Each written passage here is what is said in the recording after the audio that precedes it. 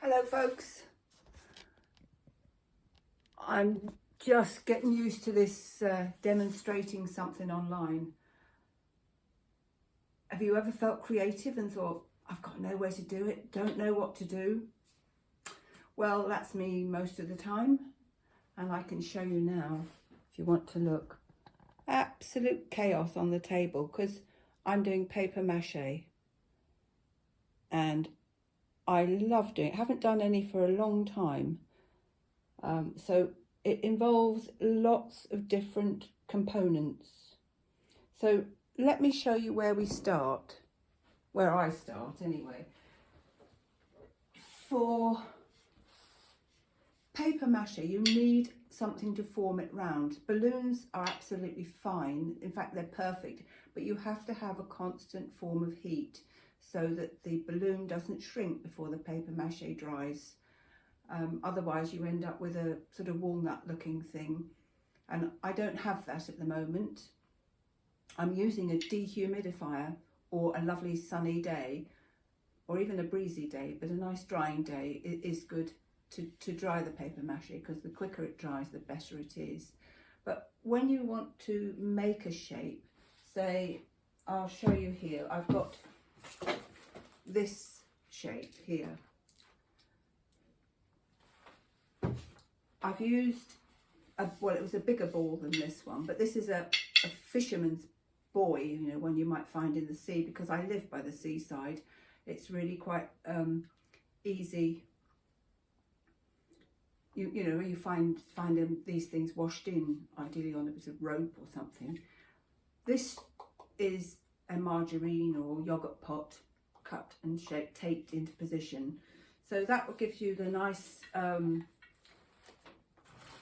neck shape that I have there, coming up like that. And this bit here, it wasn't the best thing I used because I couldn't find anything, but I ended up using a lampshade top, well, a lampshade, a small lampshade, but unfortunately, because it's not firm, it wasn't the easiest thing to use, and it's resulted in papier-mâché that's a little bit baggy saggy. So ideally you get something that's firm. So I have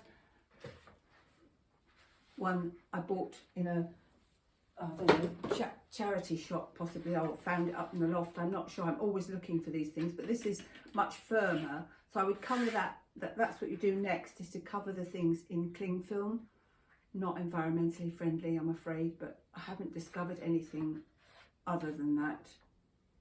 So that would be how you start, looking for shapes and things to form them around.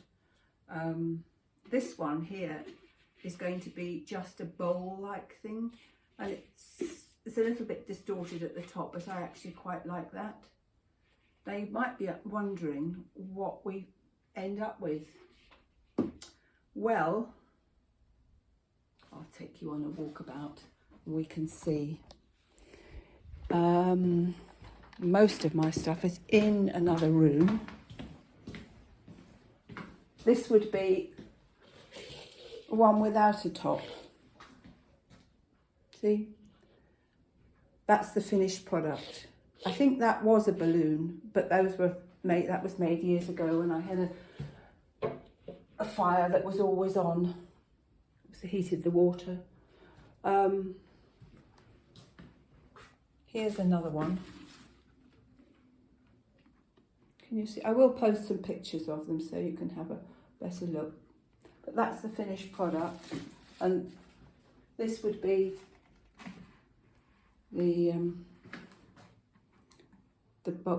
the one with the top. Okay, and also you can actually make them from things. You could make a box. I've done boxes before now, but this is made from bits of mount card, and I've got 3 shapes that size, and I've just stuck them together with papier-mâché and just strengthened them, so they are really strong. I mean, they are really, really strong. They can't be bent. You can drop them. You might chip the paint, but you won't hurt the papier-mâché, the shape. So let's put you back there. And what I do is I mix up some wallpaper paste, probably a litre. You do the instructions on the packet, so I do whatever, a litre at a time. I don't like to mix up too much. And then I pour in probably half a cup measure of PVA glue. I'm a bit like the chef though, I just tip it in. It's fairly reasonably priced, and then give it a good mix. And then what I do is take a piece of papier-mâché and put, I won't do it now because then I can't touch the camera, but I've got my glue in here, and I put that in and just spread it all over. Be liberal, spread it all over, and then you take the papier-mâché shape and place it on. So what I found, because normally I would do two strips, two layers at once, and obviously with that shape it can be difficult to get it even. So what I do is go sideways, so everything's running sideways as best I can. Keep going round, and then when that's all on and I feel I've covered everywhere, I then do it lengthways so I can see where I've been. And because this is round, I tend to put an extra strip in the middle so that and you overlap it, so it would be like that as you go round. You see? Can you see? And then you keep going round, overlapping until you've done it all, and then let it dry. It's best not to do more than 2 at any one time because it gets saggy, and if it takes too long to dry, it can go a bit mouldy. So then you end up with something that's really quite strong. This probably needs another 2 layers on it. And when I've done that, for me, you can just paint them obviously, but I really like texture.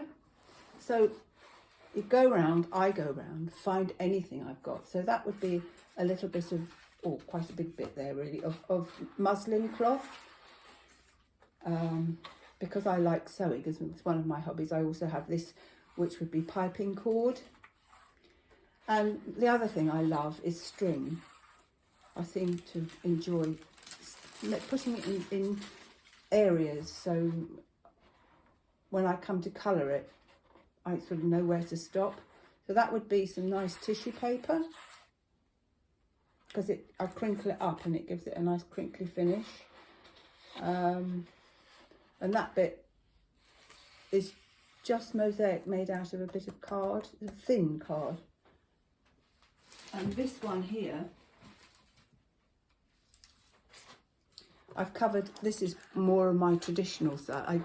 I chop it into areas with the string, and that would be just different textures. So there's a little bits of card from a hole puncher, a nice bit of handmade paper, that would be wood, sawdust, and that one's a bit of sand. So I just generally wander around the house and the garden looking for things that that you can paint and make textures. So the next step, which I haven't got to yet, I'll film at a later date so you can see it. This is quite long enough for anybody to watch. Please, if you enjoy it, put enjoy in the chat box and press like, and or love, of course, and I'll continue to do some more. So I look forward to hearing from you, and so that's me done. All right, bye bye.